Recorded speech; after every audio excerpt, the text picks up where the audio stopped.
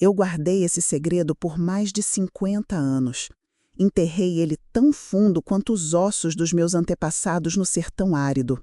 Mas hoje, enquanto balanço nessa cadeira velha, olhando para os netos que tanto amo, eu sinto que é hora de contar. Porque algumas histórias precisam ser ouvidas, mesmo quando doem. Especialmente quando doem. Na véspera do meu casamento, quando eu deveria estar sonhando com meu vestido branco e a vida que ia construir com José, meu próprio pai veio ao meu quarto. O cheiro de cachaça anunciava sua chegada antes mesmo da porta ranger. O que aconteceu naquela noite mudou tudo.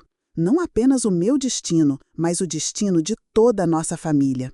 E quando eu descobri, semanas depois, que estava grávida, bem, foi aí que eu tomei a decisão que ninguém, absolutamente ninguém, poderia prever.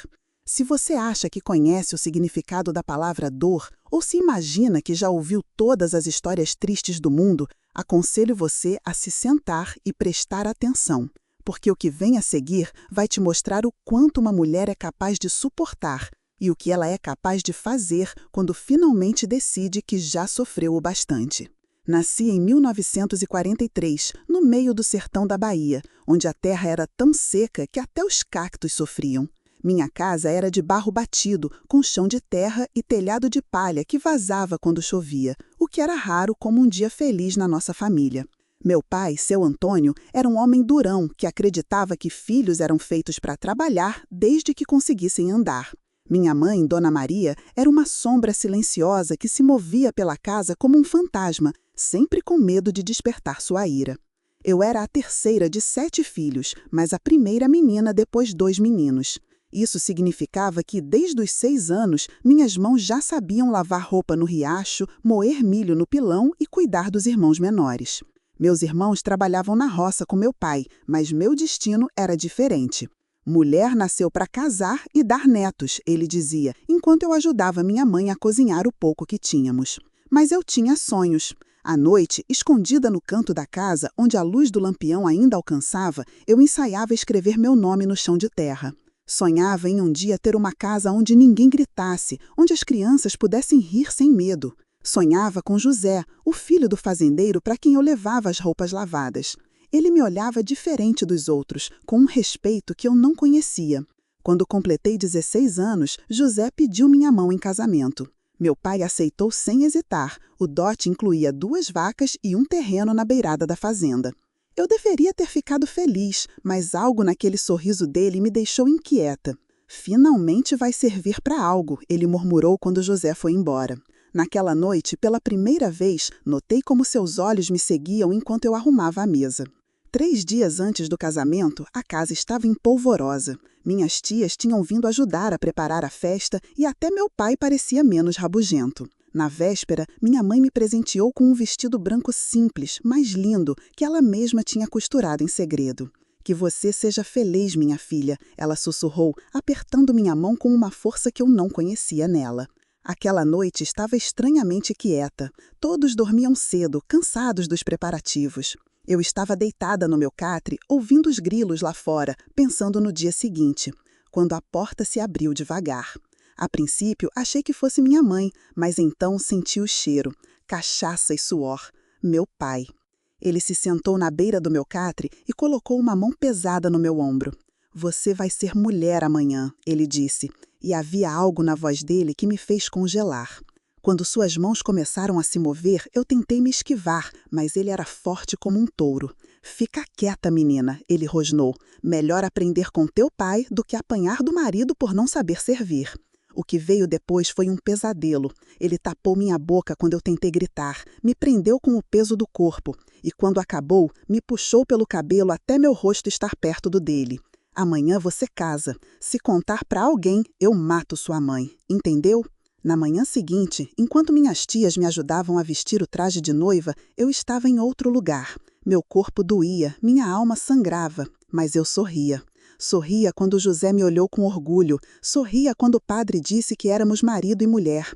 Sorria enquanto meu pai, sentado na primeira fila, me encarava com um brilho nos olhos que só eu entendia. O primeiro mês de casamento foi um borrão.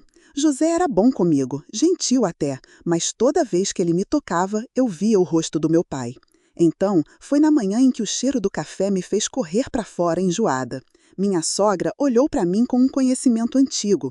Menina, quando foi tua última lua? Ela perguntou.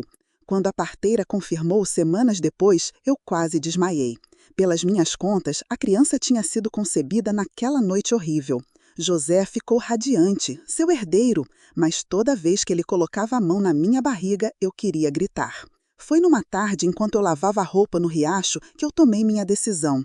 Meu pai tinha vindo buscar lenha nas proximidades, e quando nossos olhos se encontraram, ele sorriu, aquele mesmo sorriso de antes.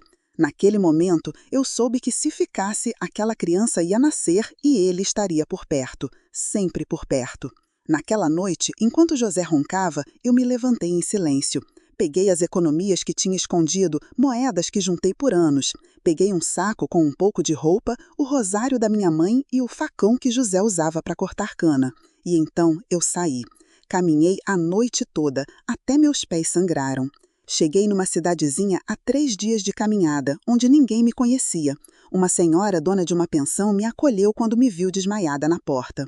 Trabalhei como cozinheira, depois como parteira, aprendendo com as mulheres mais velhas. Quando meu filho nasceu, dei a ele o nome de Francisco, em homenagem ao santo dos pobres. Anos se passaram, construí uma vida. Francisco cresceu forte e bom, sem nunca saber a verdade.